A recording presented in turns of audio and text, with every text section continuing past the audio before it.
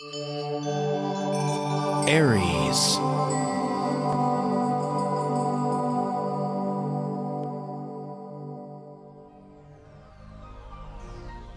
Hello Aries, this is a big month for you. We're looking at your forecast here for May 2014.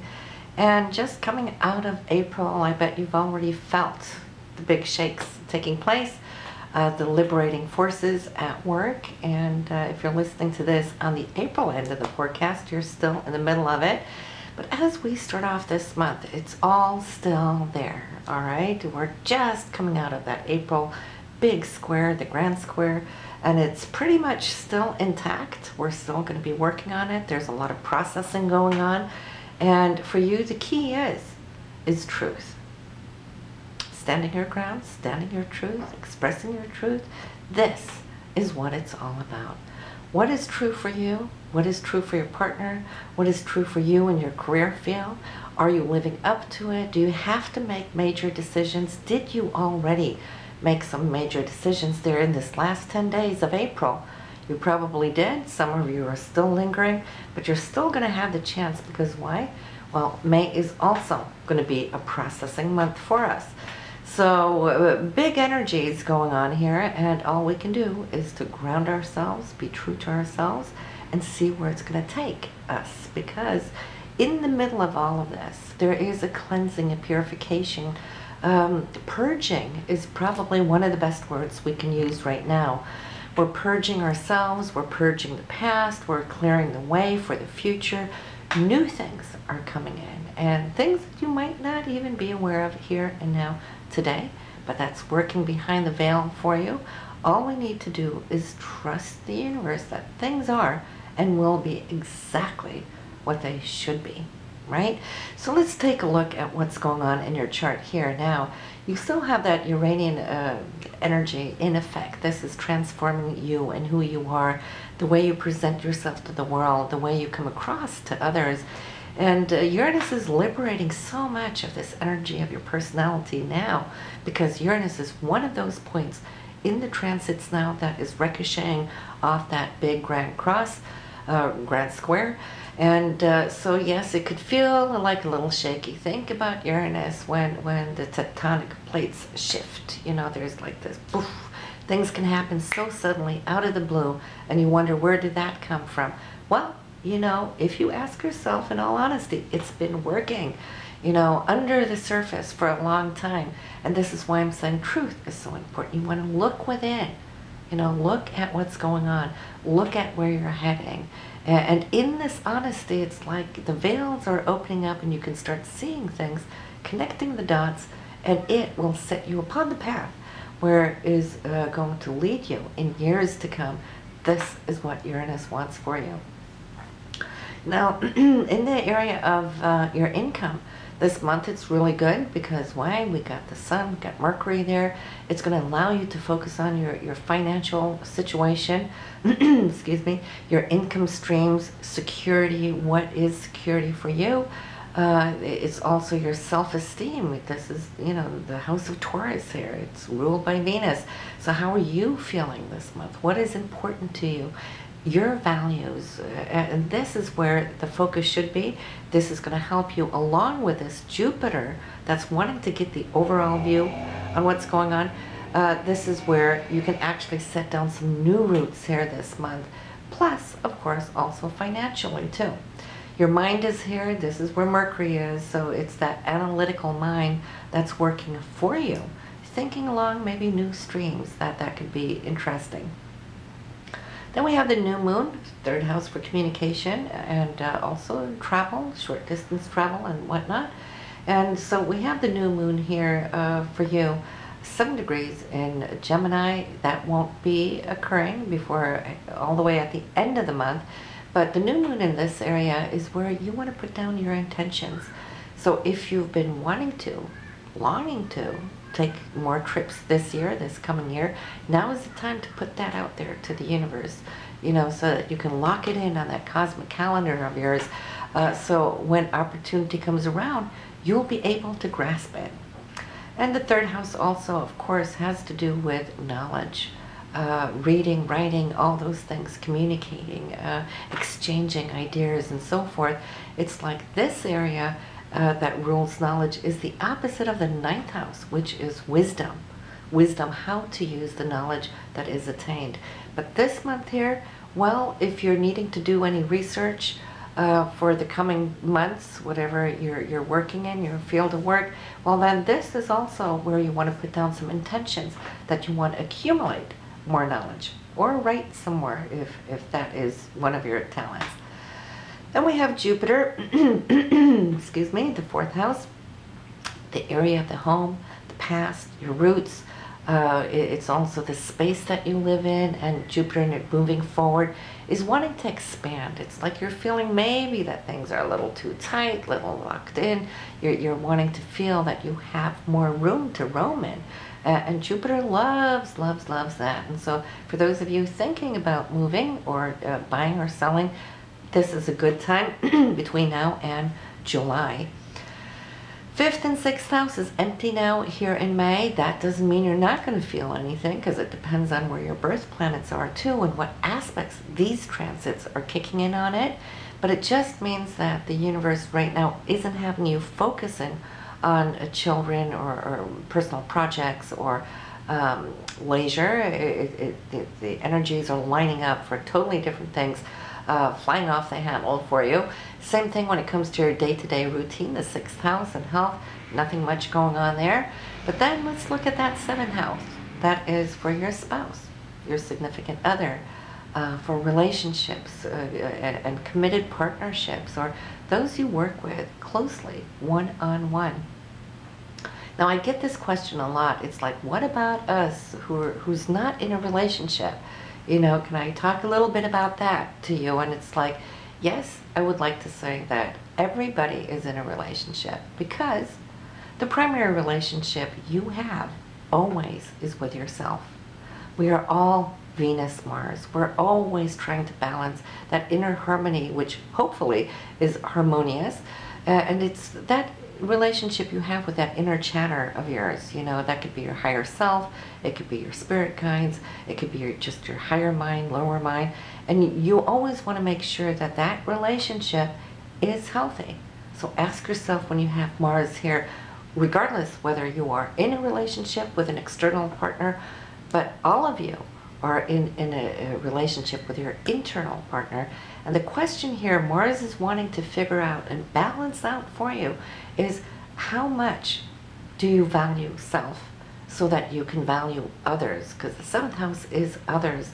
But this Mars in Libra is that part of yourself, that other higher self. Are you talking yourself up? Are you being your very best friend? Or are you listening to self-talk now that talks yourself down with insecurities, taking away from, stealing from you and your energy?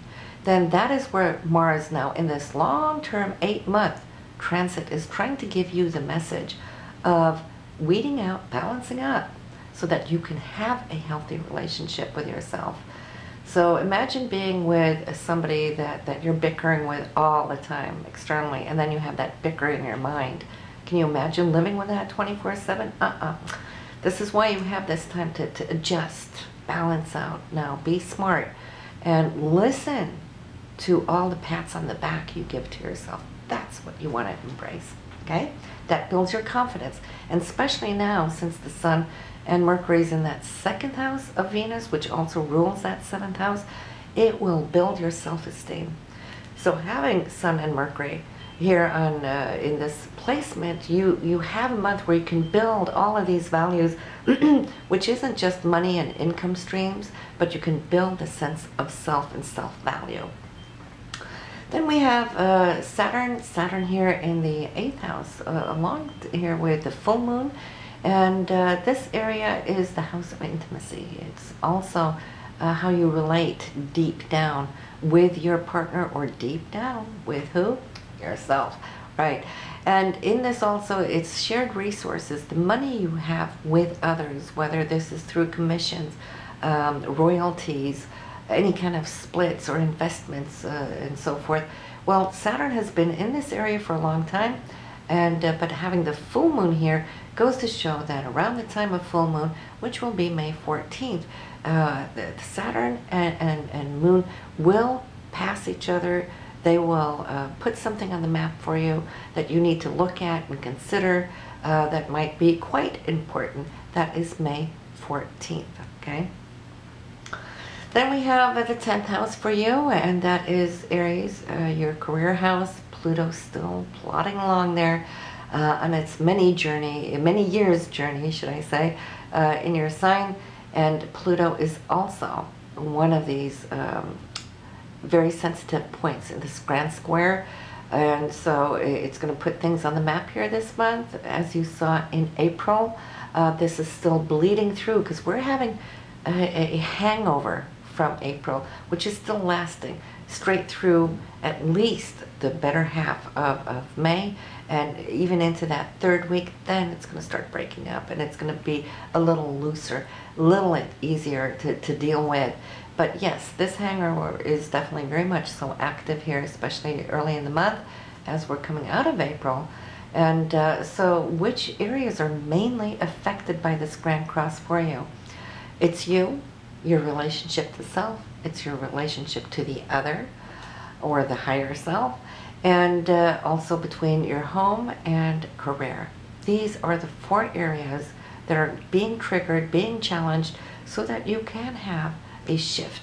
And I'm really excited too for you, because even though these things are, yes, a little challenging, but we need that in order to move forward. We can't burst ourselves into new dimensions unless we leave and close the door from the old room as we enter into this new room.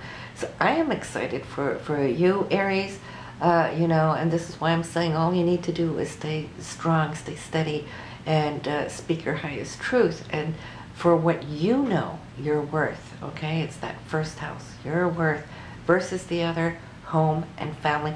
And then I see you shooting out here. So next month is going to be totally different, but we have now in the 12th house, which is the area of your subconsciousness. It's your higher self, it's your spiritual self.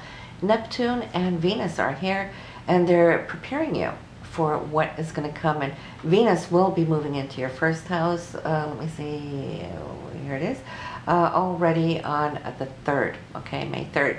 So it's only got a couple of days there, top of the month to conclude April, but then it's going to be moving into the first house, and that's the most happiest place for Venus to be, I would think, for females. Why? When you have Venus to your sign, well, that's when you radiate the most. You have all of that beautiful Empress energy that's just very, very attractive, okay? So great month for that throughout the rest of this month.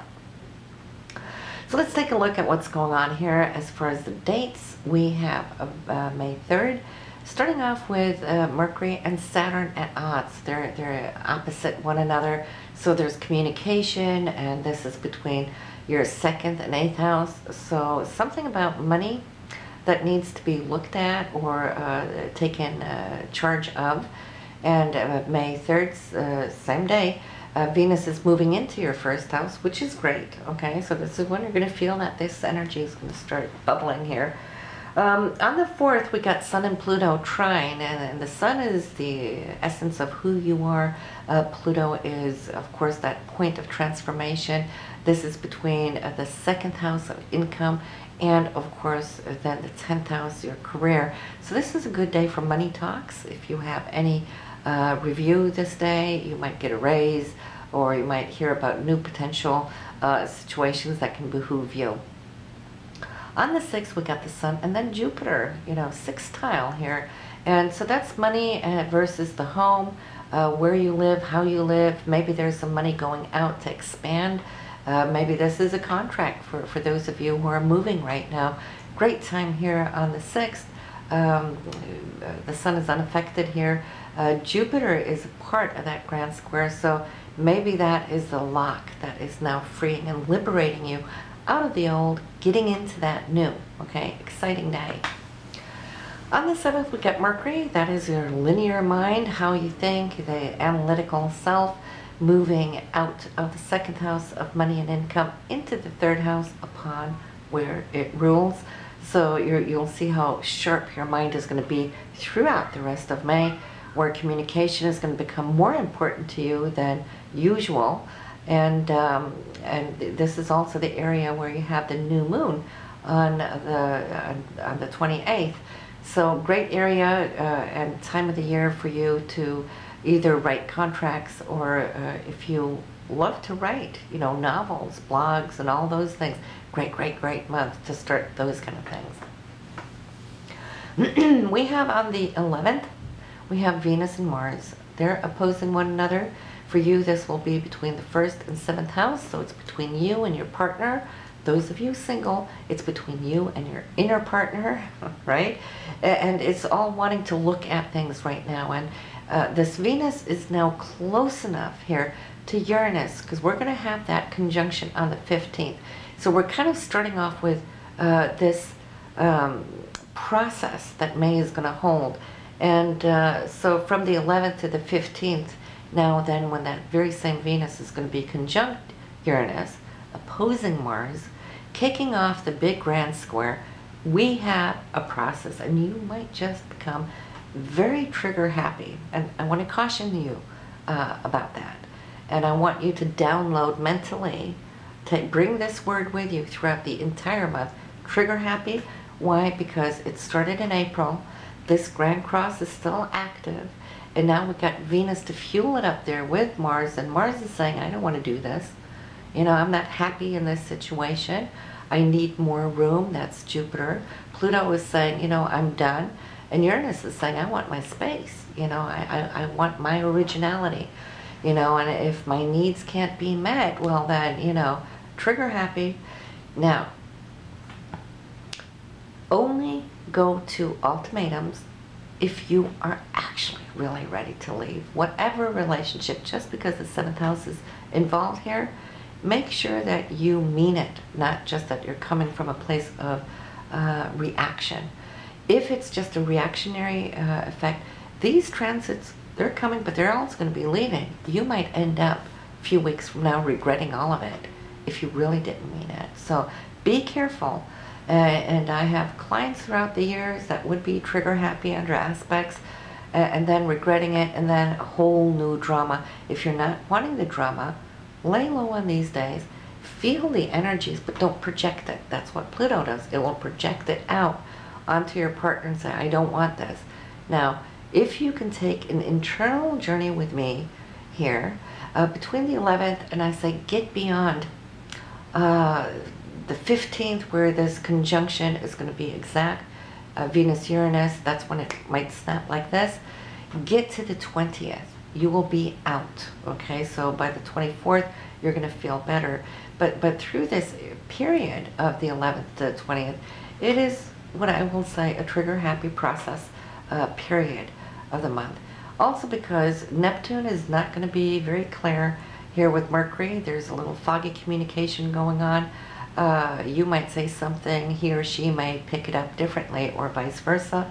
We got Mercury also here with Mars, which is really putting one's viewpoints out there strongly, maybe even a little harshly, but you're feeling empowered by it because that Mercury is trine from Mars, which is good, but Mars is still opposing Venus, which is there with Uranus, and then Venus is square Pluto. So it's like, it's a push, shove, push, shove, push, shove, you know, and you might feel throughout these days as you're processing, if with a partner, which it's most likely, or it could be with family members, it may not settle for several days because it's like the light is on and then off. It's flickering like this. So, you know, on the 18th, we have a square between Venus and Jupiter, and at that point, you might try to come to some kind of a conclusion, at least wanting to try to find some truth, you know, and find some peace, but you're still not out of it. We want to get, you know, beyond that 20th. Only when we get to the 24th, actually. So we're talking like 2 weeks here, nearly. When Jupiter and Saturn are going to be trine this is when you can feel that you're back on firm terra ground. And yes, that is where the truce may come. You may try to get it done on the 18th. Not really sitting there too well, because it's not just you, it's also the partner. And even though the transits are the same for both of you, it's in very different areas of your charts, unless you're born, you know, in the same birth month. We'll have the same areas here. But the 24th, it looks like you can land some kind of an agreement. This looks good. The 28th, following up on it, also looks good. This is Mercury and Venus now communicating well. And whatever was foggy in the communication, you're talking about that, reflecting, going back over. And then here comes the forgiveness, you know, apologies on both ends. And then Venus is going to move out of your sign into Taurus. This is on the 29th. So that is love, values of love, and also money coming into the money house here on the 29th of May. So you'll have several weeks here now where Venus can do the job of looking at value structures, the inner values and also the monetary values.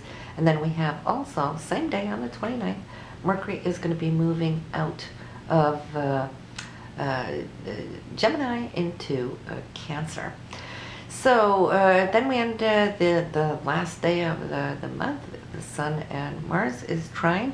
So when we have that, that's you and your energies and your goals, ambitions, and so forth now lined up in a beautiful energy, so that you can start feeling that the glue is coming together. So then we've been processing here from mid-April to nearly the end of May.